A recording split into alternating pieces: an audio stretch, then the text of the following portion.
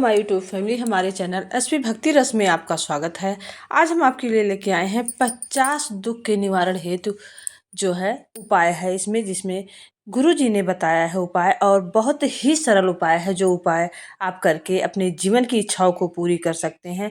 साथ ही अपने कष्टों के निवारण हेतु उपाय कर सकते हैं। एक मटके का उपाय है, बहुत ही सरल उपाय है। यह उपाय विस्तार पूर्वक सुनिए और अवश्य ही करिए। बैसाख के महीने में यह उपाय कभी भी कर सकते हैं। तो अपने दुखों को दूर करने के लिए 50 उपाय, रोग मुक्ति, कष्ट मुक्ति और धन वैभव, संपत्ति प्राप्ति, यश प्राप्ति, और आपकी इच्छा बहुत दिनों से है, मकान की है, गाड़ी की है, वैभव संपदा की है, जो नहीं पूरी हो रही है, तो इस वीडियो में हमने ऐसे 50 जो है उपाय डाले हैं जो गुरु जी बता रहे हैं। उपाय अवश्य सुने। वीडियो को लाइक शेयर सब्सक्राइब करें। श्री शिवाय नमः। श्री शिवाय नमः। जितने यहाँ बैठे और जितने आस्था चैनल पर सुन रहे हो, जितने फेसबुक यूट्यूब पर कथा श्रवण कर रहे हो, प्रयास करना। बैसाख के महीने में मिट्टी के पात्र में जो रात्रि भर जल रखा हो, मिट्टी के पात्र में अगर आपके पास में घड़ा हो, हंडा हो, नी हो, तो दिया हो, दीपक हो, कुल्हड़ हो, कोई भी तुम्हारे पास में जो मिट्टी का पात्र, उसमें जल भरना। वो जल बैसाख के महीने की किसी भी सोमवार के दिन या किसी प्रदोष के दिन या बैसाख महीने के शिवरात्रि के दिन मिट्टी के पात्र का जल अपने घर के प्रत्येक व्यक्ति का स्पर्श कराकर उस मिट्टी के पात्र के जल को तांबे के पात्र में डाल लीजिए और घर के प्रत्येक व्यक्ति का स्पर्श करा लीजिए और शंकर भगवान पर कुंदकेश्वर महादेव के नाम से समर्पित करिए। कभी जीवन में पीछे पलट कर देखने की जरूरत नहीं पड़ेगी। आप उठाकर जल चढ़ाएंगे। आप भी बना लो एक नियम कि बैसाख महीने की शिवरात्रि मुझे भी शंकर भगवान को अपने दिल की बात कहते हुए, अपने मन की बात कहते हुए, रोग मुक्ति के लिए, कार्य सिद्धि के लिए, धन वैभव संपदा के लिए, समृद्धि के लिए मुझे भी जल चढ़ा। मैं भी जल से एक लोटा पानी शिव जी को, उसमें बेलपत्र डालने के बाद में उस जल को या अपनी मिट्टी का सफोरा हो, बर्तन हो, घड़ा हो, कलश हो, उसमें भरा हुआ रखा हो, वो तांबे के पात्र में डाल लो, उसको ले जाकर चढ़ा। और एक और चीज का ध्यान रखना,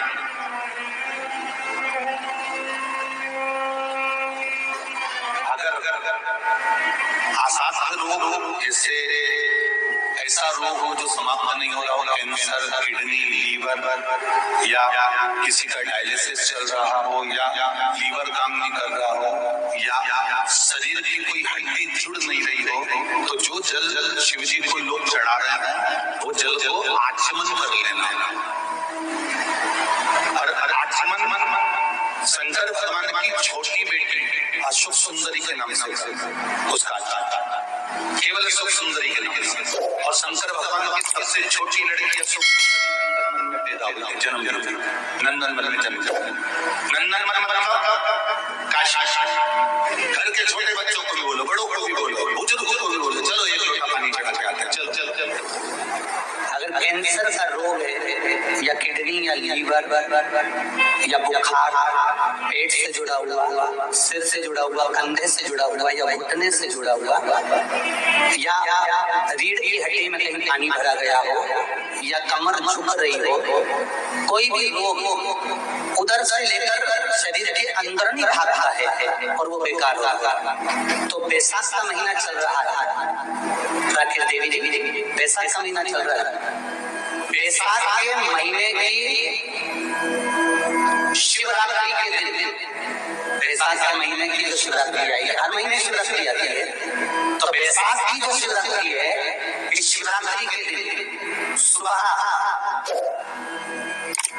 8 बजे से 11 बजे के बीच में एक लोटा पानी, उसमें थोड़ा सा बेल का फल मिल जाए, उस फल का थोड़ा सा भाग, या तो बेल का फल का अगर छिलका मिल जाए तो उसमें पानी भरकर तांबे के लोटे में डाल दो, या बेल का फल नहीं मिले तो बेलपत्री को लेके उसमें डुबो दो और डुबो के बेलपत्री को बाहर निकाल दो। वो पानी भगवान शंकर को शिवरात्रि के दिन, बैसाख महीने की जो शिवरात्रि है, बैसाख के महीने में प्रत्येक महीने शिवरात्रि आती है। बैसाख के महीने की शिवरात्रि के दिन सुबह 8 बजे से लेकर 11 बजे के बीच में शंकर भगवान को अपना रोग और बीमारी शंकर भगवान को जल समर्पित कर जाओ। बाबा पर विश्वास होकर चढ़ाना शुरू करें। भगवान शिव की सुबह के समय जाए और अगर बेलपत्री का पानी नहीं मिले तो मिट्टी के पात्र का पानी, आपको कथा में कहा है, मिट्टी के पात्र का पानी वो भी शंकर भगवान को समर्पित कर सकते। जल बैसाख के महीने में शंकर पर शीतल जल समर्पित कर देने से शरीर के रोग समाप्त हो जाते हैं और रोग शीतल जल। और अगर शीतल जल का दर्शन करना हो तो कभी महाकालेश्वर कभी आप लोग लाइव दर्शन करते हो महाकाल के, तो महाकाल के दर्शन करेंगे तो बैसाख महीने में 5 घड़े मिट्टी के महाकाल राजा के ऊपर बांध दिए जाते हैं जल चढ़ाने के लिए। कभी आप लोग चकलेश्वर महादेव जाए मथुरा वृंदावन में गिरा करके चकलेश्वर महादेव के 5 मिट्टी के घड़े शिव जी के ऊपर बांध दिए जाते हैं। कभी काशी जाए तो वहां पर मिट्टी का घड़ा शिव जी के ऊपर रख दिया जाता है। क्यों? क्योंकि वो मिट्टी के पात्र का जल जब बैसाख के महीने में शिव पर गिरता है तो जो उस जल को समर्पित करता है वो रोग से मुक्त हो जाता है, बड़ी बीमारी में गिरता नहीं। जयंत ब्राह्मण के मुख से श्रवण कर लिया था कि बैसाख महीने में अगर शिवरात्रि पड़े और उस शिवरात्रि पर एक कलश का पात्र लोटा तांबे का या मिट्टी में रखा हुआ जल पात्र में लेकर एक बेलपत्र का छोटा सा भाग उसमें छुआया हुआ, और फिर निवेदन कर रहा हूं अगर बेलपत्र उस दिन नहीं मिले तो पात्र लेकर चले जाना मंदिर में शंकर जी पे तो बेलपत्र चढ़ी होगी ना, अरे बोलो तो जरा, चढ़ी होगी ना। उसी बेलपत्र को धोकर फिर जल के पात्र में उसको छुआकर फिर शंकर भगवान को भाव से दिल से जो चाहते हो, धन वैभव संपदा सत्ता या रोग से मुक्ति चाहे उदर से जुड़ी हो। हाँ, एक चीज का ध्यान करना, अगर संपदा के लिए, विवाह के लिए या विद्या के लिए या अन्य चीजों के लिए आप शिव जी को जल चढ़ा रहे हो तो उसके जल को उठाकर नहीं लाना है। और अगर रोग के लिए जल चढ़ा रहे हो कि मुझे ये तकलीफ है, घर में ये बीमारी चल रही है या रोग चल रहा है या किडनी का या लीवर का या कैंसर का या ब्लड प्रेशर का, तो जो जल तुमने समर्पित करा उसको लेकर आकर आचमन भी करना। कौन से दिन? जम के बोलो जरा। शिवरात्रि शंकर कह रहे हैं, माँ उमा से, माँ पार्वती से, मेरा महेश से, मेरा बाबा भोलेनाथ, मेरा बाबा विश्वनाथ, मेरा त्रिकालदर्शी कैलाशी अविनाशी कह रहा है कि हे पार्वती,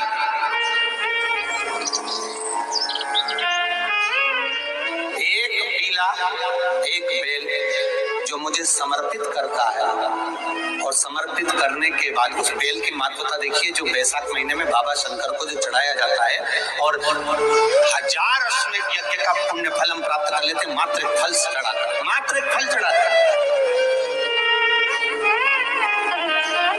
हे पार्वती,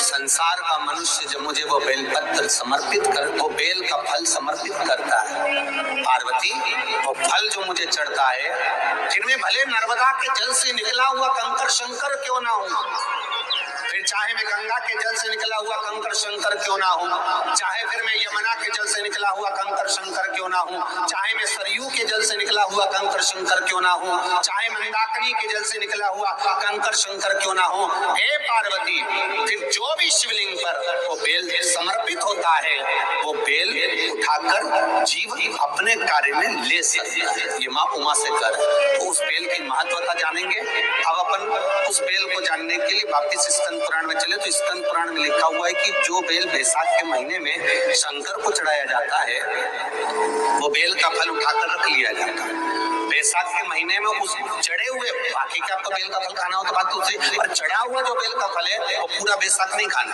बैसाख के बाद में अगला जो महीना आए उस महीने के अंदर उस फल के अंदर का गुर्दा निकालकर उसको सुखा लीजिए और सुखाकर जिस व्यक्ति को पथरी की बीमारी हो और जिस व्यक्ति को पेट में बहुत भोजन पचता ही नहीं है पूरा शरीर पाचन क्रिया बेकार हो गई, उस व्यक्ति को केवल 7 दिन तक शंकर पर चढ़ा हुआ वो बेलपत्र प्रदान कर दीजिए, पथरी भी बाहर और पाचन क्रिया भी ठीक, जिंदगी भर तकलीफ नहीं।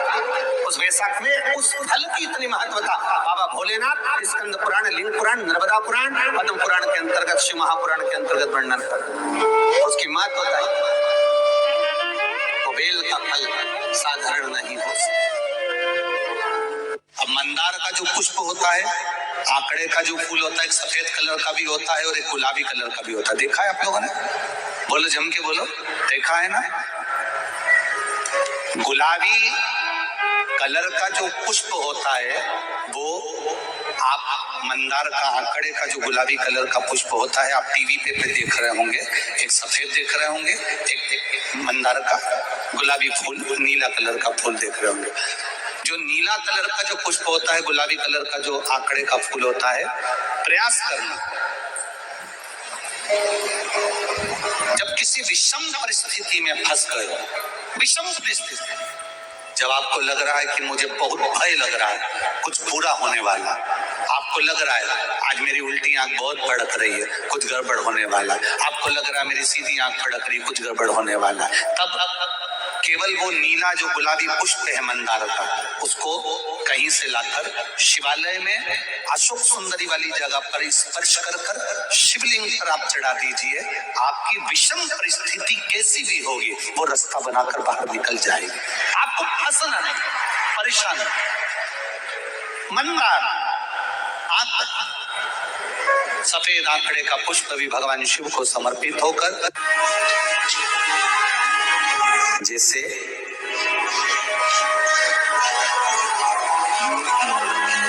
बेले के फल का गुर्दा, बेल का जो फल होता है, बेलपत्री का फल, उसका जैसे गुर्दा, उसके अंदर का जो भाग होता है बेल का, वो गुर्दा।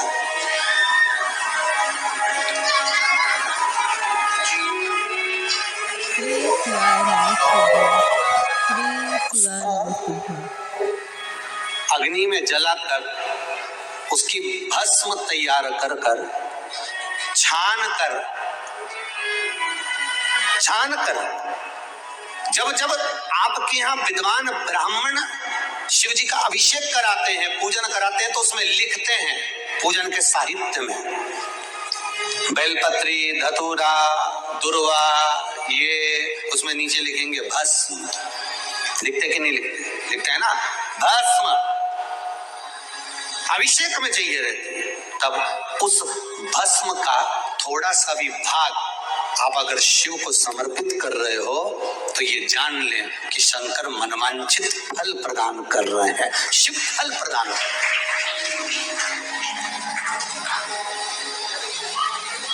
महाराज,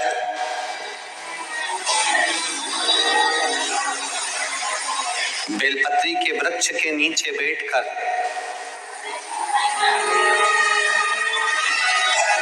हाथ में एक बेलपत्र का पत्ता रखकर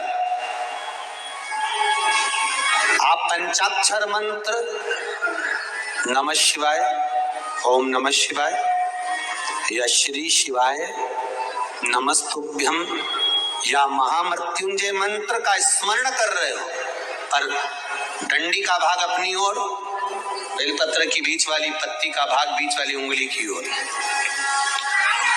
रखकर अगर आप स्मरण कर रहे हैं और अपनी कामना कर कर बेलपत्री के वृक्ष के नीचे बैठकर उस पत्ते को सम्मुख रखकर बाबा से विनय कर कर एकांत में उस बेलपत्री के वृक्ष की छांव में,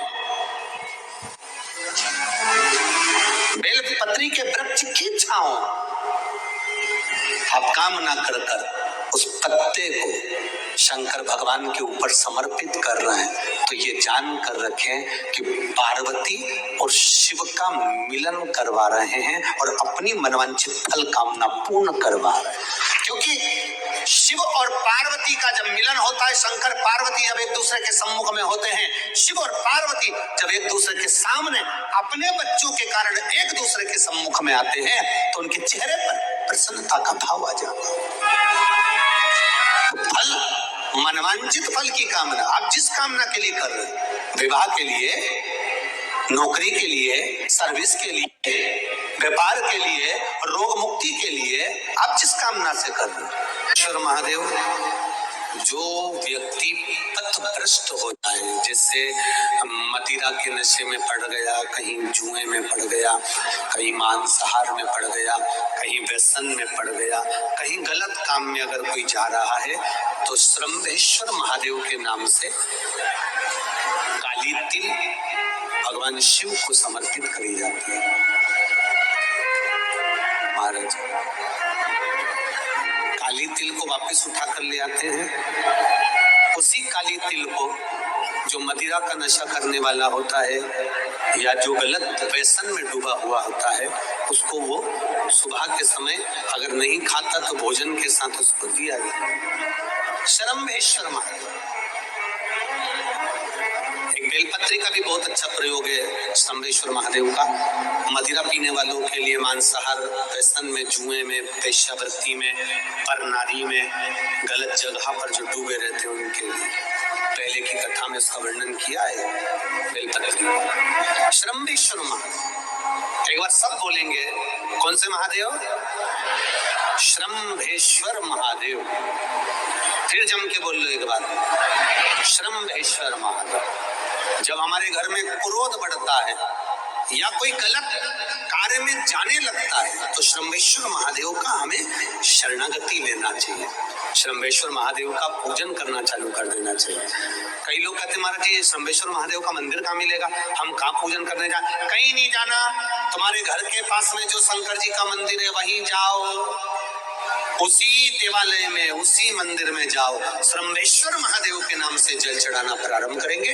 वो जल जो गलत संगत में पड़ा हुआ है उसका आचमन कराना प्रारंभ करेंगे। अपने आप उसकी धीरे धीरे बुद्धि सुधरना प्रारंभ हो जाएगी। ऐसा श्रम्भेश्वर महादेव का। साथ की शिवरात्रि आ रही है, छोड़ना मत। बेलपत्री का पत्ता जल में डालकर भले पत्ते को निकाल देना, और वो जल, जो रोग है, जो बीमारी है, संपदा नहीं आ रही हो, दुकान नहीं चल रही हो, व्यापार नहीं चल रहा, बच्चे चिड़चिड़े हो गए हो, क्रोध बढ़ रहा हो, तो भी बाबा घर के प्रत्येक एक लोटा जल जरूर चढ़ा के आना, शिव को नमन कर आना। ये मौका नहीं मिलता कि बैसाख महीने की शिवरात्रि ये भी शंकर भगवान को अपने दिल की बात कहते हुए, अपने मन की बात कहते हुए, रोग मुक्ति के लिए, कार्य सिद्धि के लिए, धन वैभव संपदा के लिए, समृद्धि के लिए मुझे भी जल चढ़ा, मैं भी जल समर्पित। एक लोटा पानी शिव जी को, उसमें बेलपत्र डालने के बाद उस जल को या कोई मिट्टी का सकोरा हो, बर्तन हो, घड़ा हो, कलश हो, उसमें भरा हुआ रखा हो, वो तांबे के पात्र में डाल लो, उसको ले जाकर चढ़ा दो। और एक और चीज का ध्यान रखना,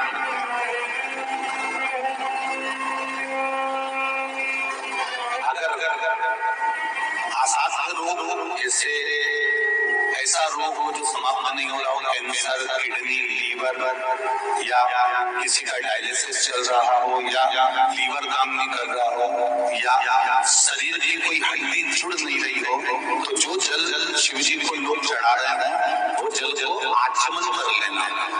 और आचमन शंकर भगवान की छोटी बेटी अशोक सुंदरी के नाम से उसका केवल अशोक सुंदरी के नाम से, और शंकर भगवान की सबसे छोटी लड़की अशोक नंदन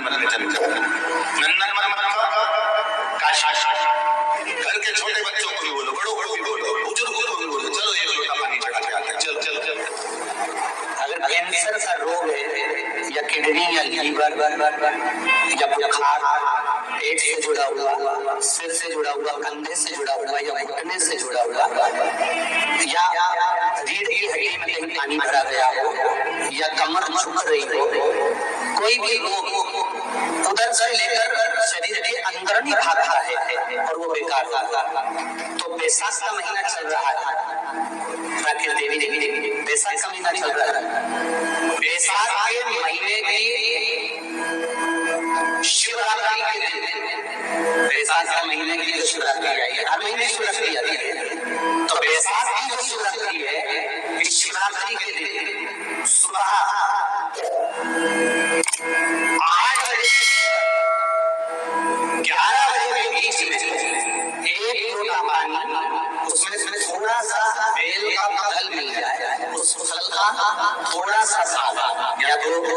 बेल का फल का अगर छिलका मिल जाए तो उसमें पानी भर कर तांबे के लोटे में डाल दो, या बेल का फल नहीं मिले तो बेल पत्ती को लेके उसमें डुबो दो और डुबो के बेल पत्ती को बाहर निकाल दो।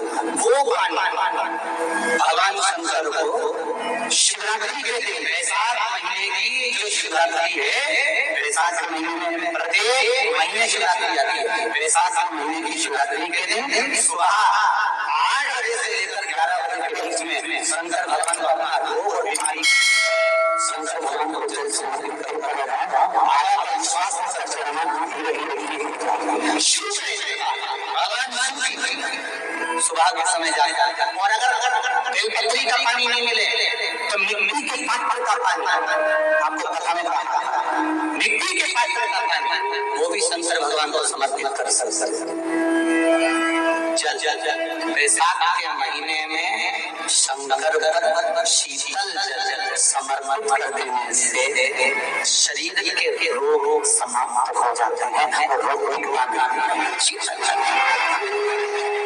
और अगर शीतल जल का दर्शन करना हो तो कभी महाकालेश्वर अभी आप लोग लाइव दर्शन करते हो महाकाल के, तो महाकाल के दर्शन करेंगे तो बैसाख महीने में 5 घड़े मिट्टी के महाकाल राजा के ऊपर बन दिए जल चढ़ाने के लिए।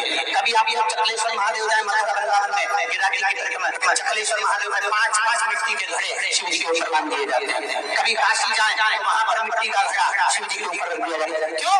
क्योंकि वो मिट्टी के पात्र का जल बैसाख के महीने में शिव से गिरता है, तो जो उस जल को समर्पित करता है वो रोग से मुक्त हो जाता है, बड़ी बीमारी में गिरता नहीं। बैसाख के महीने में सत्तू जरूर, और सत्तू चाइना से नहीं आया, इंडिया में बनेगा। शिव महापुराण की कथा करती है कि शंकर भगवान के शिवलिंग से लेकर जलाधारी में कुछ स्थान ऐसे हैं वहां पर हमारा मात्र अपने दिल की बात तुम जल चढ़ाओ मत चढ़ाओ, तुम बेलपत्र चढ़ाओ मत चढ़ाओ, तुम धतूरा चढ़ाओ मत चढ़ाओ, दिल से अगर कहा तो उसका फल मिलेगा। सत्तू 12 महीने खाओ मत खाओ। कौन सा महीना? बैसाख के महीने में सत्तू जरूर, और सत्तू चाइना से नहीं आया, इंडिया में बनेगा। भारत में ही मरने का 47वां दिन, जब मरेंगे तब गरुड़ पुराण बचेगी, पहले सुन लो। और जिसके पास में गरुड़ पुराण नहीं हो तो पंडित जी से मंगवा कर पढ़ के देख लेते। मरने के 46वें दिन 47 डेज 46वें दिन किस चीज का दान तुम्हारे सामने आता है? मरने के 46वें दिन 10 दिन तक तो जीवात्मा घर के अटारी करती, मरने के बाद 12वें दिन चली जाती है। उसके बाद में जब 46वां दिन आता है तो 46वें दिन जीवात्मा को क्या काम करा जाता है? व्यक्ति ने क्या काम करा होता है कि उसको नरक नहीं भोगना पड़ता, बेतरनी नहीं भोगना पड़ती, वो सीधे बेतरनी से पार हो जाता है। वो किस चीज का दान है? तो कहा शिव महापुराण में, गरुड़ पुराण में कि वो सत्तू का दान है जो बैसाख महीने में करा जाता है। सत्तू का दान 3 चीजों से मिलकर बनता है। जो बोलते जाओ, गेहूं चना, ये 3 चीज से मिलकर बनता है। इसमें जो बारीक कण होते हैं, जितने 3 चीज के मिले हुए बारीक कण होते हैं, ये दान किया जाता है सत्तू का। अब ये बेतरनी करने के लिए 46वें दिन जीवात्मा ने अगर सत्तू का दान करा होता है या सत्तू का सेवन बैसाख के महीने में करा होता है तो उसको बेतरनी नहीं भोगना पड़ती, सीधे उज्जैन से मैंने भी तो ये पूछा किस किस क्या बनता है, अभी थोड़ी ना अभी बन गया, बैसाख में बनता तो होगा। पहले गांव के लोग तीरथ करने जाते थे, गांव का लोग जब तीरथ करने जाता था कोई सामान नहीं ले जाता, सत्तू बांधी फोड़ ली धरा यूं और पानी में धो लिया और नमक डाला या शक्कर या गुड़ घोल के और पी के वही चले। आज के अब जब सैनिक युद्ध करने जाता है, थक जाता है, बहुत थकान हो जाती है, जब उससे देखा जाता है तो सैनिक का जो कमांडर होता है वो सत्तू मंगवाता है और गिलास में घोल कर पूरी सेना को पिलवाता है, फिर में उतार देता है। फिर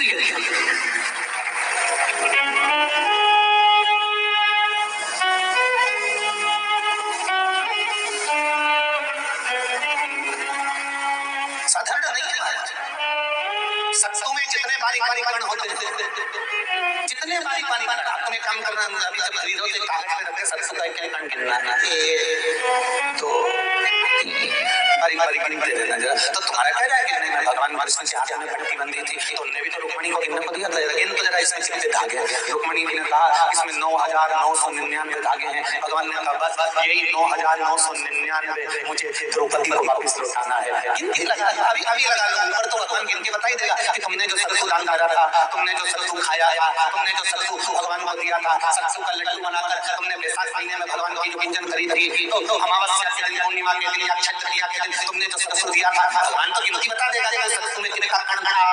और अगर नहीं बताए तो मान दो लंडे बैठे, क्या हमें बताओ पहले हमने कितने सरसों दिया था, उसमें कितने बताना।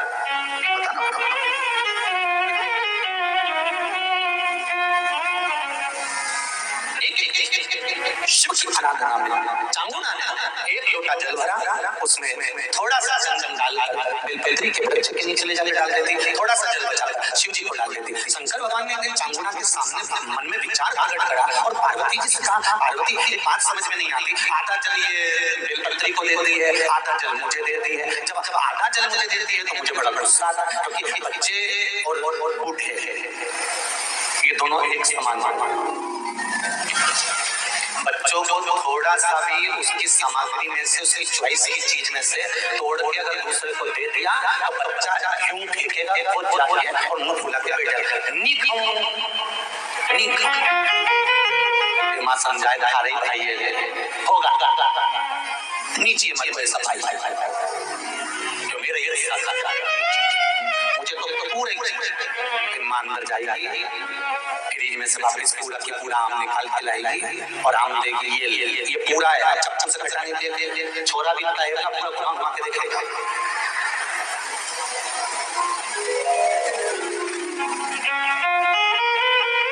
पूरा देख लिया बच्चा ऐसे ही बुजुर्ग व्यक्ति होते हैं, बूढ़ा पति को भोजन दिया, चटनी रख दी, जीरा मन रख दिया, पापड़। कभी मौका मिल जाए, कभी ऐसा योग बन जाए कि मंदिर के अंदर, शिव मंदिर में दिया लगाने बहुत सारे आते हैं, माचिस भूल जाते हैं, बहुत छोटी सी चीज है माचिस, बहुत लोग आते हैं। कभी मौका मिल जाए, 1 रुपए की है क्या माचिस, 1 रुपए की, सबकी कीमत बढ़ी बस उसी की नहीं बढ़ी, क्योंकि वो आग लगाना जानती है, इसलिए उसकी कीमत आज तक नहीं बढ़ी। वो 1 रुपए की है, उसकी कीमत वहां भले नहीं बढ़ी हो, परंतु उसकी कीमत शिव मंदिर में बढ़ जाती है। जब कोई दिया लगाने आता है, माचिस नहीं ला पाता, तो एक माचिस तुम छोड़कर आ जाओ, उस माचिस की पुण्याई देखना, दिया वो जलाएगा, खाते में तिल जाएगा, वो चीज है। श्री शिवाय नमस्तुभ्यम। अपने जीवन के कष्टों को दूर करने के लिए प्रभु के शरण में रहकर अगर आप उपाय करते हैं तो आपके जीवन का वह पल सार्थक होता है, साथ ही आपके जीवन के कष्ट दूर होते हैं, रोग से मुक्ति मिलती है और जीवन की सभी इच्छाएं जिसका आपने कई प्रयास किया है, बहुत दिनों को इससे प्रयास कर रहे हैं, नहीं पूरा हो रहा है, वह आपकी इच्छाएं भोलेनाथ की शरण में आके अवश्य पूरी हो सकती हैं। तो आप हमारे चैनल एसपी भक्ति रस का रसपान करते रहें और अपने जीवन को सफल बनाते रहें।